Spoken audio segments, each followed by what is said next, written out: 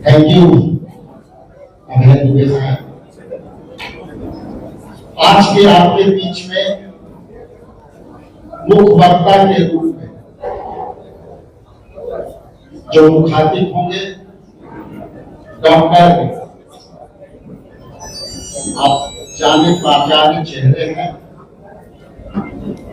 नासिर हुसैन साहब जो एमपी राज्यसभा में AICC के जनरल सेक्रेटरी और जम्मू कश्मीर के प्रभारी भी हैं। तो मैं सबसे पहले इनको अभिनंदन करता हूँ, स्वागत करता हूँ।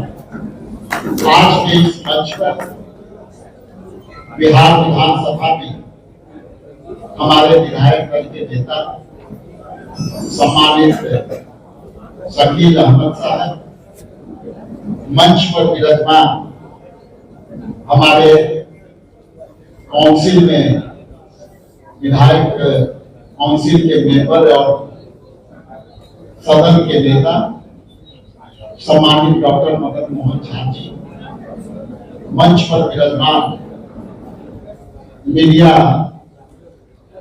और सोशल मीडिया के इंचार्ज बिहार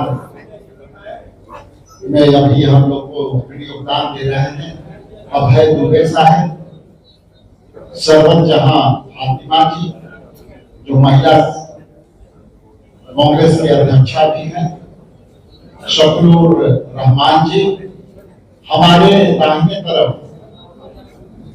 जो सोशल मीडिया के इंचार्ज बिहार पद्मव जी हैं, और प्रियंका गुप्ता जी जो मीडिया कोऑर्डिनेटर हैं, हमारे कोषाध्यक्ष सम्मानित जितेंद्र जी हैं, राजेश राठौर जी हैं, मंच पर किसान सेल के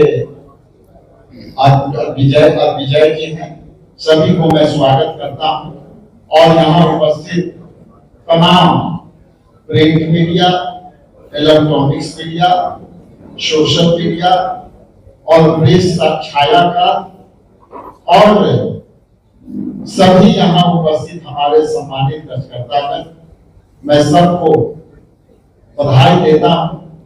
CWC के जो कल विस्तारित बैठक हुई, ये बिहार में एक हम सभी के लिए हमारे नेताओं ने, खास करके राहुल गांधी जी, खड़गे साहब, बेबू जी और नासिर भाई ने जो भूमिका अदा की, आज ये कह सकते हैं कि CWC ने एक बिहार के ओर से पूरे देश के दशा और दिशा राजनीतिक तौर पर, अंतर्राष्ट्रीय तौर पर और आर्थिक तौर पर और वोट चोर गलती छोड़ के नारों के साथ CWC एक सफल कार्य कर रहा, उसके लिए मैं सभी को धन्यवाद देता हूं, अपने नेताओं को धन्यवाद देता हूं। मैं संक्षिप्त कहूंगा चूंकि हमें नासिर भाई का सुनना है। नासिर भाई अपने आप में एक बहुत ही इनकी वैचारिक शक्तियां, ये JNU के बहुत ही क्रांतिकारी छात्र रहे हैं और मुझे प्रसन्नता है कि आज कांग्रेस पार्टी में यहाँ जो दो JNU के हमारे बाएं तरफ नासिर भाई और शकील भाई दोनों हैं, तो हम समझते हैं कि लेफ्ट राइट आप समझ सकते हैं, तो मेरे लेफ्ट में हमारे दोनों ठीक ठाक बैठे हैं। मैं उनके सुनने के लिए कहूँगा। मैं नासिर भाई को सीधे तौर से माइक दूं, अंत में इतना जरूर कहूँगा कि बिहार की विचारधारा, बिहार के जो आंदोलन और जिस तरह से राहुल जी ने अपने योगदान दिए हैं और सम्मानित मेरे जैसे कार्यकर्ता को यहाँ सम्मान दिया है, हम समझते हैं कि मेरे साथ सभी बिहार के कांग्रेसी कार्यकर्ताओं, नेताओं को उन्होंने सम्मान दिया। इसके लिए इस प्रेस कॉन्फ्रेंस के माध्यम से, आप सभी के माध्यम से राहुल गांधी जी, खड़गे साहब को बधाई देता हूँ। बहुत बहुत धन्यवाद। मैं सम्मानित नासिर हुसैन साहब से आग्रह करता हूँ कि आप प्रेस वार्ता को संबोधित करें। नमस्कार। बिहार प्रदेश कांग्रेस कमेटी के अध्यक्ष विधायक राजेश्याम साहब, बिहार कांग्रेस लेजिस्लेटिव पार्टी के सदर बड़े भाई शकील अहमद खान साहब, काउंसिल में कांग्रेस पार्टी के लीडर और पूर्व अध्यक्ष बीपीसीसी मदन मोहन झा साहब, मेरे मित्र अभय दुबे जी, राजेश राठौर जी, सरपंच जहां जी और मंच पे बैठे सारे कांग्रेस के लीडर और मीडिया के तमाम दोस्तों, पहली बात तो मैं आप तमाम लोगों का शुक्रिया अदा करना चाहता हूं, खासकर मीडिया के तमाम मित्रों का, जिस तरह से आप पिछले 3-4 दिन से लगातार CWC के बारे में आप लोगों ने कवरेज दिया, कवर किया, लिखा, सदाकत आश्रम की आजादी के आंदोलन की भूमिका को बहुत बढ़िया तरीके से आप लोगों ने देश भर में उसका प्रचार हुआ। आप लोगों के रिपोर्टिंग की वजह से कल की CWC में लेके काफी आज अच्छी रिपोर्टिंग हुई। कल दिन भर पूरे देश भर में चल रहा था। आपके माध्यम से हमारी बात, हमारी आवाज, हमारी विचारधारा, हमारी लड़ाई को हम लोग आप लोगों के माध्यम से पिछले 8-10 दिन में आप जिस तरह का कवरेज दिया, उसके थ्रू पूरे देश के कोने, सिर्फ बिहार के कोने कोने, पूरे देश के कोने कोने तक हम लोगों को पहुंचाने में आप लोगों ने मदद की, उसका मैं शुक्रिया अदा करना चाहता हूँ। दूसरी बात, कल बहुत ही ऐतिहासिक CWC यहाँ पे भी बहुत ही सक्सेसफुल CWC रही। सारे लोग अपने विचार खुलकर रखे, बहुत सारे मुद्दों पे बात हुई। हिंदुस्तान में जो करंट डेवलपमेंट्स हैं, पॉलिटिकल डेवलपमेंट्स हैं, उसके ऊपर बात हुई। अंतर्राष्ट्रीय विषय पे काफी बात हुई, किस तरह की हमारी फेड फॉरेन पॉलिसी है, उस पर काफी बात हुई। बिहार के चुनाव को लेकर बात हुई, बिहार में किस तरह से पिछले 20 साल 15-20 साल से जो हाल है उसको लेकर डिटेल में बहुत सारे लोग अपनी बात रखी। हमारी क्या रणनीति होना उस पर बात हुई, हमारा पॉलिटिकल पोजीशनिंग क्या होना उसके ऊपर बात हुई, हम कैसा कैंपेन करेंगे उसको लेके बात भी करना होगा।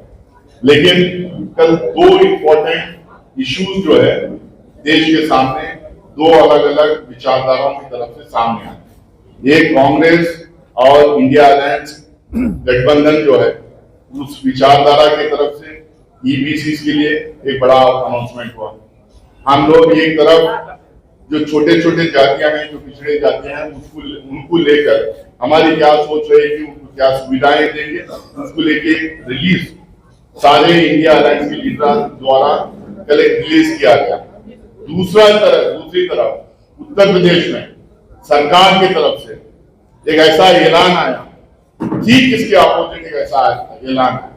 तो मुझे लगता है कि अगर मैं एक पॉलिटिकल एनालिस्ट को अगर देखता हूं उसको, एक दिन में 2 अनाउंसमेंट हो गए, एक बिहार में, एक उत्तर प्रदेश में, उससे एकदम साफ दर्शाता है किस तरह से हमारे देश में 2 विचारधाराओं के बीच में टकराव है। एक तरफ जो हमारे कॉन्स्टिट्यूशन में और जो हमारे स्वतंत्र आंदोलन के जो हमारे नेता थे, उन लोगों की जो सोच थी कि हम सर्वहारा समाज हम बनाएंगे, हम एक एगैलिटेरियन सोसाइटी बनाएंगे।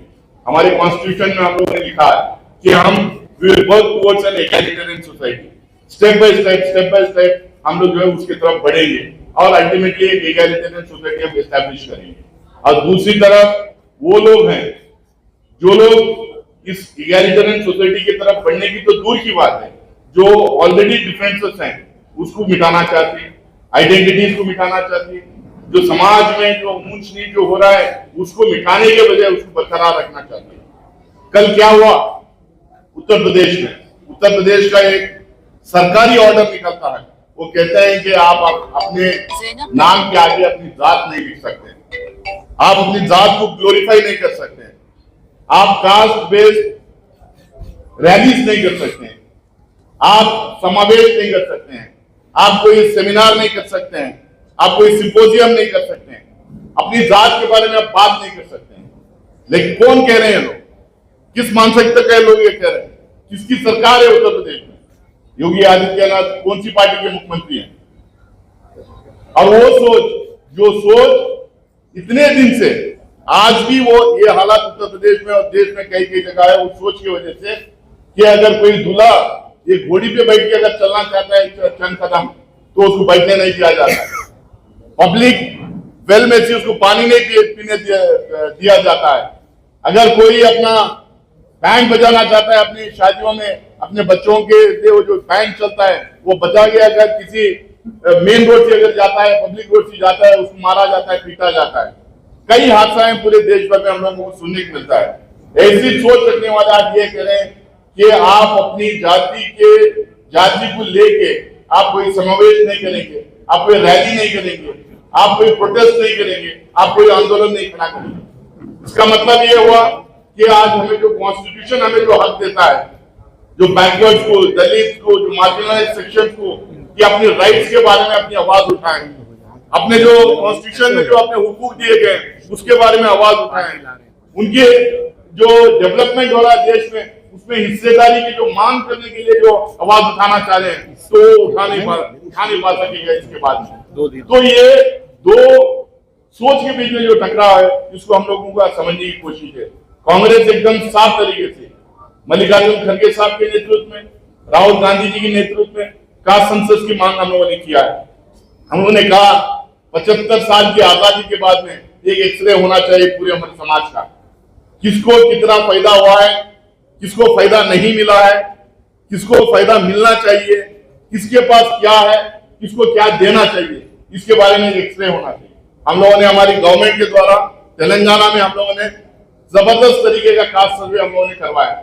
करवाने के बाद ये तय किया है ईबीसी ओबीसी सबको मिला के जो लोकल बॉडी इलेक्शंस रहेंगे उसमें 40% हम लोग रिप्रेजेंटेशन देंगे, रिजर्वेशन देंगे। ईबीसी को, ओबीसी को, माइनॉरिटीज को, एससी एसटी को मिला के 40% से भी ज्यादा हम लोग उसमें रिजर्वेशन देंगे। कर्नाटका में कास्ट सेंसस चल रहा है। ऐतिहासिक जो 50% से सीलिंग को तोड़ के जो जाने वाला मामला जो सामने देश के आया था तमिलनाडु में कांग्रेस की सरकार के टाइम पे वो हुआ था। हम चाहते हैं जो पिछड़े वर्ग हैं, जो एससीज हैं, जो एसटीज हैं, जो माइनॉरिटीज हैं, इन सबको जो है बराबरी का समझ तो इसलिए हम कास्ट सेंसस की हम बात कर रहे हैं। उसी के साथ में हम लोगों ने कल ये जो अनाउंस किया 10 पॉइंट, मैं डिटेल में नहीं जाऊंगा, उसमें क्लियरली हम लोगों ने लिखा है पॉलिटिकल रिप्रेजेंटेशन मिलेगा, इकोनॉमिक हिस्सेदारी मिलेगी, एजुकेशन इंस्टीट्यूशन में रिप्रेजेंटेशन मिलेगा, और साथ में सामाजिक तौर पे कोई एट्रोसिटीज होते हैं एससी एसटी के तौर पे जिस तरह से एट्रोसिटीज एक्ट लाया है उसी तरह एक्ट है, उसी तरह से इनके लिए भी एक एक्ट बनाया जाएगा। दूसरी तरफ योगी आदित्यनाथ और भाजपा लगातार ये करेंगे रिजर्वेशन खत्म करो, लगातार ये करेंगे पब्लिक सर्विस को खत्म करो। आज 30 लाख से ज्यादा वैकेंसीज हैं सेंट्रल गवर्नमेंट में, 30 लाख से ज्यादा वैकेंसीज हैं। ये वैकेंसीज को क्यों फिलअप नहीं कर पा रहे? क्योंकि अगर ये वैकेंसीज को फिलअप करेंगे तो 15 lakh vacancies SC ST OBC को चले जाएंगे। तो उनको वो 15 लाख वैकेंसीज, वो 30 लाख वैकेंसीज फिलअप नहीं इसलिए करना चाह रहे हैं क्योंकि 15 लाख एससी एसटी ओबीसी को ईबीसी को देना पड़ेगा। ये पब्लिक सेक्टर यूनिट्स क्यों बंद कर रहे हैं? क्योंकि जितने सरकारी नौकरियां खत्म हो गए उतना रिजर्वेशन खत्म हो लेके जाएगा, उतना रिजर्वेशन इनवैलिड होते चले जाएगा। तो एक तरफ ये लोग जो लगातार बोल रहे हैं पब्लिक स्कूल्स बंद करो क्योंकि पब्लिक स्कूल में रिजर्वेशन देना पड़ेगा, प्राइवेट स्कूल में अगर जाने जा रहा है तो प्राइवेट स्कूल में रिजर्वेशन की जरूरत नहीं है। लेकिन हम लोगों ने कल ये तय किया है जो हमारे 15(5) के कॉन्स्टिट्यूशन का 15(5) जो है आर्टिकल 15(5) उसमें प्राइवेट इंस्टीट्यूशंस में भी जिस तरह से पब्लिक इंस्टीट्यूशन में रिजर्वेशन दिए जाएंगे उस तरह के रिजर्वेशन प्राइवेट इंस्टीट्यूशन में भी दिया जाएगा। तो ये एकदम साफ टकराव बिहार में है, देश भर में जो टकराव है वही टकराव बिहार में भी है। हम यहाँ पे खुल के रिजर्वेशन की, ईबीसी को मदद करने की, कास्ट सर्वे की हम बात इसलिए कर रहे हैं क्योंकि बिहार जिस तरीके से बिहार के लोग अभी भी पिछड़े रहे हैं, जिस तरीके से अभी तरक्की नहीं हो रही है, जहां 15, 20, 25 साल पहले जहां बिहार रुका हुआ था वहीं पे रुका हुआ है, ये इंच बराबर कोई यहाँ पे तरक्की नहीं हुई है। तो इसलिए हम कांग्रेस और कांग्रेस के साथ में इंडिया अलायंस का गठबंधन जोर शोर से इस बार इलेक्शन में पार्टिसिपेट करेगा। ये सारे जो 10 पॉइंट्स कल हम लोग जो अनाउंस किए हैं इसको इम्प्लीमेंट करने की बात करेंगे। जो 7 गारंटीज हम लोगों ने अनाउंस किए हैं उसको इम्प्लीमेंट करने की हम बात करेंगे। जहां गारंटीज की बात है, बहुत सारे लोग ये कहते हैं कि गारंटीज देने की क्या जरूरत है। हम लोगों ने कर्नाटका और तेलंगाना में गारंटीज दी है। यहाँ पे बिहार में 70,000 करोड़ रुपए का करप्शन होता है। सीएजी कहते हैं इसके बारे में पता ही नहीं है, यूटिलाइजेशन सर्टिफिकेट नहीं पता है, कौन खर्च किया कौन खा लिया किसी को पता नहीं। एक ब्यूरोक्रेट के अंदर 10 करोड़ रुपए मिलते हैं, मियाँ बीवी मिलकर रात भर वो पैसे जलाते रहते हैं। कई मंत्रियों के खिलाफ में करप्शन के केसेस लगे हैं। इनके पूर्व मंत्री सिंह साहब कहते हैं कि बीजेपी के मंत्रियों के खिलाफ जो करप्शन के केस लगे हैं उनको ही आंसर करना पड़ेगा। जेडीयू वाले कह रहे हैं कि जो वहां पे चौधरी साहब है उनके खिलाफ जो एलिगेशन लगे हैं, जेडीयू वाले कह रहे हैं कि नहीं, वो अशोक चौधरी जी को उसकी सफाई देना पड़ेगा। तो जिस तरह से उनके ही यहाँ इतने करप्शन के केसेस हैं, जो डेवलपमेंट नहीं हुआ, जो गरीब तक जो पैसा पहुंचना था वो पैसा नहीं पहुंचा, इसीलिए हम कह रहे हैं कि कुछ तो गारंटीज हम गरीब के लिए दें। जो डेवलपमेंट होगा, जो पैसा रहेगा, जो बजट रहेगा, उसका एक हिस्सा गरीबों को जाना चाहिए, महिलाओं को जाना चाहिए, स्टूडेंट्स को जाना चाहिए, किसानों को जाना चाहिए। इसलिए हम ये गारंटी सब दिए। भाजपा ये कहती है कि सक्सेसफुली इंप्लीमेंट नहीं कर सकते। आप कर्नाटक मेरे स्टेट चले जाइए, मेरे साथ जाइए, कर्नाटक आइए आप लोग सब, मैं आपको बताता हूँ किस तरह से वहां पे इंप्लीमेंट हम लोगों ने गारंटीज का किया, किस तरह से तेलंगाना में हम लोगों ने इंप्लीमेंट किया, किस तरह से हिमाचल प्रदेश में हम लोगों ने इंप्लीमेंट किया। तमाम गारंटीज 100% वहां पे इंप्लीमेंट हो रहे, उसी तरीके से हम लोग इंप्लीमेंट करेंगे। और ये जो चुनाव जो हो रहा है हमारे लिए बहुत महत्वपूर्ण चुनाव है। एसआईआर के बाद में, वोटों में लड़ाई के बाद में, वोट चोरी यात्रा के बाद में, वोट चोरी जो जिस तरह से यहाँ पे हुई है, वोट चोरी करके जो जीतने की जो कोशिश की जा रही है, इसके लिए कांग्रेस के लिए चुनाव बहुत महत्वपूर्ण चुनाव है। कांग्रेस मल्लिकार्जुन खड़गे साहब और राहुल गांधी जी के नेतृत्व में ये पूरे कैंपेन पहल करेगी, पूरे कैंपेन को यहाँ पे लीड करेगी। और कैंपेन के बाद जो सरकार बनेगी यहाँ पे, इंडिया अलायंस की जो सरकार बनेगी, उस सरकार में भी ये तमाम गारंटीज को इंप्लीमेंट करना, तमाम मैनिफेस्टो को जो कॉमन मिनिमम प्रोग्राम जो बनेगा उसको इंप्लीमेंट करना, ये मल्लिकार्जुन खड़गे साहब और राहुल गांधी जी के देखरेख में उसका इंप्लीमेंटेशन हम करवाएंगे। पूरी जिम्मेदारी हम कांग्रेस पार्टी इस बिहार वासियों को यकीन दिलाना चाहती है कि हम पूरी जिम्मेदारी लेके सरकार में पूरा मैनिफेस्टो, पूरे गारंटीज को इंप्लीमेंट हम करवाएंगे। बिहार को फिर से एक बार तरक्की के रास्ते पे हम डालेंगे। हिंदुस्तान में जिस तरह से कर्नाटका, तमिलनाडु, महाराष्ट्र, पंजाब, हरियाणा, जहां यहाँ कैसा डेवलपमेंट हुआ है, उसके लेवल पे हम बिहार को ले जाना चाहते हैं। पूरी जिम्मेदारी के साथ चुनाव भी लड़ेंगे, पूरी जिम्मेदारी के साथ आने वाले दिनों में सरकार भी चलाएंगे। लेकिन फिर से एक बार मैं कहूंगा, ये टकराव दो सोच के बीच में है। एक सोच वो है जो आइडेंटिटीज को बरकरार रखना चाहती है, कल्चर्स को बरकरार रखना चाहती है, सर्वहारा समाज बनाना चाहती है, सबको बराबरी का हक देना चाहती है। और दूसरी तरफ वो है जो कुछ लोगों का दमन के सहारे सरकारें चलाना चाहती है, कुछ पूंजीपति दोस्तों को मदद करना चाहती है, कुछ पूंज जातियों का दबदबा रखना चाहती है। जिस तरह से 5000 साल से एक दमनकारी राज देश में चलते आया है, उसी को आगे बढ़ाना चाहती है। ये दो सोच के बीच में टकराव है और मुझे उम्मीद है कि बिहार के लोग कांग्रेस और इंडिया अलायंस की जो सोच है, जो सर्वहारा समाज बनाने की तरफ जो काम करने वाली सोच है, उसको बढ़ावा देंगे, उसको साथ देंगे और उसकी सरकार बनाएंगे, ताकि हम आने वाले दिनों में बिहार को एक शक्तिशाली बिहार बनाएं और हम प्रगति, तरक्की, डेवलपमेंट के राह पे हम बिहार को लेकर चलें। बहुत बहुत शुक्रिया आप लोगों का। बहुत बहुत शुक्रिया राशि साहब। एक और अनाउंसमेंट है जो कि बहुत आपकी आवश्यक है। आप सब जानते हैं कि बिहार सरकार दावा करती है कि महिलाओं के उत्थान के लिए उसने बहुत काम किया। कल एक संवाद का कार्यक्रम है, महिला संवाद में प्रियंका गांधी जी आएंगी और पूरे बिहार में विभिन्न क्षेत्रों में महिलाएं जो काम करती हैं, आशा वर्कर, आंगनवाड़ी वर्कर, जीविका दीदी कामगार यूनियन जितनी महिलाओं की है, घरेलू हिंसा के ऊपर और महिला उत्पीड़न के ऊपर, पूरे बिहार में महिला उत्पीड़न और ये जो बात मैंने गिराया, जो स्कीम्स के साथ लगे हुए हैं महिलाएं, उनकी उत्पीड़न की कहानियां आपके सामने बयान होंगी।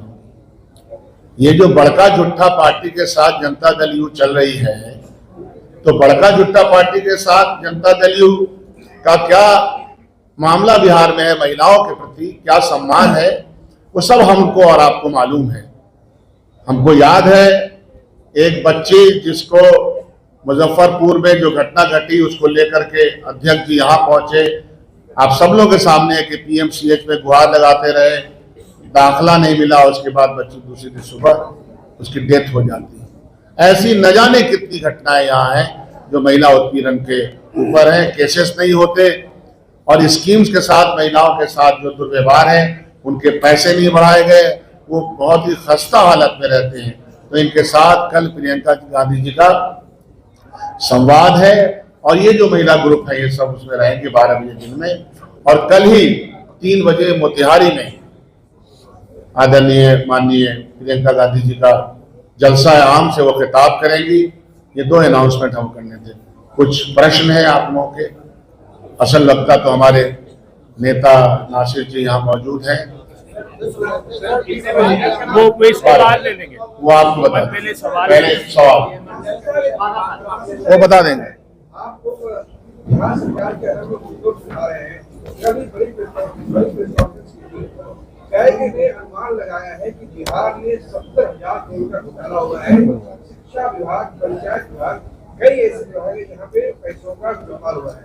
इसी कैग के आरोप में अभी सरकार चाहिए कि आपने अपने मंत्रियों के हिस्से करा, आप लोग इस पर क्यों उठाते हैं? देखिए, हमारी सरकार के चलते जब आरोप लगाया गया था, हम लोगों ने खुद ही हमारे मंत्रियों से रिकमेंडेशन देके उनके खिलाफ इंक्वायरी करवाई थी। बात जो बेबुनियाद की आरोप बेबुनियाद की बात की बात है, लेकिन जब इतना बड़ा आरोप जब लगता है, जब एक इंडिपेंडेंट ऑटोनोमस एजेंसी है जो ऑडिटिंग करती है, वो जब आरोप लगाती है, वो जब स्टेटमेंट देती है, उसकी इंक्वायरी तो होना चाहिए। तो इंक्वायरी हम लोगों ने करवाया था। ये राजा साहब जो टेलीकॉम मिनिस्टर थे, उनसे रेजिग्नेशन दिया था हम लोगों ने। हमारे लोगों को हम लोगों ने अरेस्ट किए थे, हमारे मिनिस्टर्स को, हमारे एमपीज को, हमारे अलायंस के एमपीज को अरेस्ट किए थे, इंक्वायरी की थी। तो यहाँ पे भी इंक्वायरी होना चाहिए। इंक्वायरी से क्यों भाग रहे हैं? और सिर्फ वो एक ही में नहीं था, कई केसेस यहाँ पे हो गए। विधानसभा में बात उठाया गया, कई केसेस में उनकी अपनी जेडीयू में अपनी पार्टी के लोग कह रहे हैं, अशोक चौधरी जी के खिलाफ में, वो जीबी के वो सिंह साहब जो पूर्व मंत्री, केंद्रीय मंत्री हैं, वो अपने पार्टी के खिलाफ जो आरोप हो गए उनके खिलाफ वो बोल रहे हैं कि वो जो है अपनी सफाई देना है। तो वहां भी डिफरेंस है, अपनी पार्टी से जब मांग हो रही है तो इनको नहीं करवाना चाहिए। मुसलमानों में पिछड़ा और पिछड़ी जाति है, उनके लिए कांग्रेस का क्या प्लान है? ये ईबीसी पे सब आ जाते हैं। ईबीसी पे जो कल आया है, जो हम लोगों ने 10 पॉइंट डिक्लेरेशन कर किए हैं, उसमें ईबीसी अबव कम्युनिटीज आ जाती है। ईबीसी में शकील साहब की बहुत सारी रिसर्च छूट जाती है। ऐसा नहीं है, यात्रा कर रहे हैं, हिमाचल में वो रिक्वेस्ट कर रहे हैं कि अलायंस से उन्हें भी लिया जाए। उन्होंने कहा 6 सीटों की मांग है। उन्होंने कहा कि आगे भी संपर्क करने की कोशिश हुई, आपको देखिए, इस डिमांड के बारे में हमें पता नहीं है, अलायंस जो हैंडल कर रहे हैं उनके पास आया है या पता नहीं। एटलीस्ट मुझे तो इसका कोई इल्म नहीं है। और वो एक अलग पॉलिटिकल पार्टी है, हर पॉलिटिकल पार्टी को अपनी सभा करने का वो हक होता है, लेकिन इसके बारे में कोई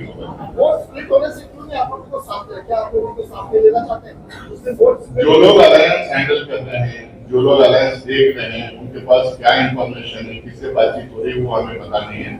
अलायंस अभी जितने पार्टीज हमारे साथ में है, वो तो ओपन अप और कौन ऐड होंगे, उसमें नहीं होंगे, वो बात में देखा सर, मंडल कमीशन की हिदायत पर जो सारी चीजें क्या आप लोगों ने पार्टी किसी के लिए बनाया, क्या सज्जन कमेटी या रगा मिश्रा की कमेटी पर भी कुछ आप लोग तवज्जो देंगे या उसके लिए कोई वादा? नहीं, आपको शायद इल्म नहीं है, जैसे सज्जन कमेटी रिपोर्ट सबमिट हुई थी, यूपीए की सरकार इन टोटो एक्सेप्ट की थी, इन टोटो एक्सेप्ट करके बोली कि फेज वाइज इसको इम्प्लीमेंट करेंगे।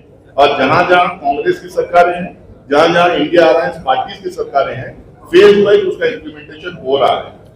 अब ये जब भी हम लोगों ने उसको कर दिया। आगे प्रोमिस की जरूरत नहीं है आपको। हाँ? आपका बड़ा तबका इसका जो है वो आपको वोट भी देता है, आप दोबारा प्रोमिस की जरूरत नहीं है। नहीं, हम अगर बिहार में सरकार आई तो ऑब्वियसली जैसा दूसरे स्टेट में हम इम्प्लीमेंट कर रहे हैं वैसा सचल कमेटी रिपोर्ट यहाँ पे इम्प्लीमेंट करेंगे। बेसिकली जैसे ऐलान के ईबीसी में ऐलान किया हम लोग अलग से। सचल कमेटी हमारा स्टेटेड पोजीशन है, यूनियन कैबिनेट एक्सेप्ट की है हमारी सरकार की, और हमारे सारे स्टेट गवर्नमेंट में इसको इम्प्लीमेंट कर रहे हैं। यहाँ पे जब सरकार बनेगी तो 100% उसको इम्प्लीमेंट करेंगे। जातीय सम्मेलन करने से मना किया है, तो आप लोग क्या चाहते हैं? जातीय सम्मेलन उत्तर प्रदेश की बात जो आप बता रहे हैं, क्या चाहते हैं? जातीय चीजें और बढ़े। वे दलित क्यों सम्मेलन करता है, यादव क्यों सम्मेलन करता है, छोटी मोटी कुर्मी क्यों सम्मेलन करते हैं? ये जो बैकवर्ड कम्युनिटीज है या माइनॉरिटीज हैं या आदिवासी हैं, क्यों सम्मेलन करते हैं? अपने हक के लिए लड़ने के लिए सम्मेलन करते हैं, संघर्ष के लिए करते हैं, अपनी आइडेंटिटी। मतलब जो सोच के लोग ये कह रहे हैं कि सम्मेलन नहीं होना है, जितने अधिकार एससी को आज मिले, एसटी को मिले, बैकवर्ड्स को मिले, ईबीसी को मिल रहे हैं, इसलिए मिल रहे हैं क्योंकि वो लोग अपने आप को संगठित करके अपने डिमांड्स की मांग कर रहे हैं, इसलिए मिल रहे हैं। और उनको पूरा कॉन्स्टिट्यूशनल काम, उनका कॉन्स्टिट्यूशनल राइट है कि वो अपने हक के लिए लड़ाई लड़ें, संघर्ष करें, आवाज उठाएं। उनकी आवाज को जो है ये गवर्नमेंट ऑर्डर के थ्रू आप उनकी आवाज को दबा नहीं सकते। पॉलिटिकल पार्टियां क्या कर रही है? कल ही आया तो पॉलिटिकल पार्टी से ही हम लोग यहाँ बैठे हैं ना, रिएक्ट कर रहे हैं। पॉलिटिकल पार्टी से बैठे हैं, हम रिएक्ट कर रहे हैं। कल वहाँ पे ऑर्डर आया है, कल भी हमारी CWC में रिएक्ट किए, आज भी रिएक्ट कर रहे हैं, और 100% इसके खिलाफ पूरी देश भर में हम रिएक्ट करेंगे। क्योंकि जो समाजों को, जो तबकों को जो है दमन, उनके ऊपर जो दमन हुआ है, इस हजारों सालों से सताया गया है, उनको पूरा हक दिया जाना चाहिए, उनके राइट्स के लिए लड़ने के लिए, और उनके राइट्स को सुना भी जाना चाहिए, और उनको तरक्की करने की पूरी फैसिलिटी करके भी देना चाहिए। नेक्स्ट सर, बिहार में बेरोजगारी का सबसे बड़ा मुद्दा है। कोई राजनीतिक पार्टी बेरोजगारी पर बात नहीं करती, सिर्फ जात की बात होती है। नहीं, ये क्योंकि मैं स्पेसिफिक करके दो जो डेवलपमेंट्स करके उसके ऊपर आज बात कर रहा था। हमारी पार्टी बिल्कुल जो है माइग्रेशन को, एम्प्लॉयमेंट को लेके हर जगह बात कर रही है। आज जो माइग्रेशन का इतना बड़ा जो मुद्दा है, जो पलायन का मुद्दा है, ये एम्प्लॉयमेंट से जुड़ा हुआ है, गरीबी से जुड़ा हुआ है, एजुकेशनल इंस्टीट्यूशन से जुड़ा हुआ है, इन्वेस्टमेंट नहीं आ रहा उससे जुड़ा हुआ है, इंडस्ट्री से जुड़ा हुआ है। आज देश भर में जो बिहार के लोगों के साथ जो हैरेसमेंट हो रहा है, टॉर्चर हो रहा है, एट्रोसिटीज हो रहे हैं, विदाउट डिग्निटी जो लोग काम कर रहे हैं, और जो है बिल्कुल जहां 400 रुपए दिहाड़ी है, 500 रुपए दिहाड़ी है, 150-200 रुपए में वो लोग काम कर रहे हैं। मैं बल्लारी से आता हूँ, कर्नाटका में माइनिंग सेक्टर जहाँ माइनिंग बूम होता है वहां से आता हूँ। इतने बिहार के लोग वहां पे काम करते हैं, वहां पे हर दिन 600 रुपए दिहाड़ी है, लेकिन वहां पे 200 रुपए 150 रुपए में जो गरीब लोग बिहार से जाके काम करते हैं। ये क्यों काम कर रहे हैं? क्योंकि जो है यहाँ पे एम्प्लॉयमेंट अपॉर्चुनिटीज नहीं है, यहाँ पे इंडस्ट्री नहीं है, यहाँ पे तरक्की नहीं हो रही है, यहाँ पे इंफ्रास्ट्रक्चर डेवलपमेंट नहीं हो रहा है, तो यहाँ पे नौकरी नहीं रहने की वजह से ये पलायन कर रहे हैं, माइग्रेट कर रहे हैं। और सबसे बड़ी बात, आज ये पलायन भी क्यों कर रहे हैं? 14 करोड़ जो बिहार की जनता है, उसमें 9 करोड़ से ज्यादा लोग जो है मात्र 67 रुपीज पर डे पे जिंदगी कर रहे हैं। ओनली 67 रुपीज पर डे पे जिंदगी कर रहे हैं 9 करोड़ से ज्यादा लोग। जो ये हाल जब है तो जाहिर सी बात है सरकार के खिलाफ वोट मिलना चाहिए हम लोगों को, ताकि हम दूसरे स्टेट में जिस तरह से तरक्की करें वो तरक्की करेंगे। अध्यक्ष जी एक सेकंड अध्यक्ष जी, इसको जो रोजगार मेले का जवाब दे दीजिए आप। रोजगार मेला जो आपने किया था, राजेश राम जी, भाजपा को एक सेकंड, वो प्रश्न का जवाब होता है।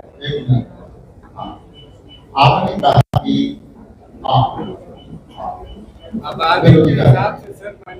एक सेकंड, पहली बात तो ये देखिए कि हम विपक्ष में रहकर के हम अपनी भूमिका जनहित के मुद्दों पर लेकर के चलते हैं, और हमने यदि हमारी सरकार बनेगी तो यहाँ 55 विधायक है, 55 विभाग है, उसमें 4,49,000 हमारे पद रिक्त विभागों। तो सवाल तो आपको उधर पूछना चाहिए कि भाई आपके पास 55 विभाग है, आप 20 साल से सत्ता में हो, 11 साल केंद्र में हो, तो बेरोजगारी के लिए आप पद होते हुए 4,50,000 उसको रिक्तियां क्यों नहीं पूरी करते? सवाल तो ये बनता है। अब रही बात बेरोजगारी, तो आप हाल में देखे होंगे कि हम विपक्ष में रहते हुए आदरणीय राहुल गांधी जी के निर्देश पर हमने यहाँ रोजगार मेला लगाया बापू सभागार में, और हमने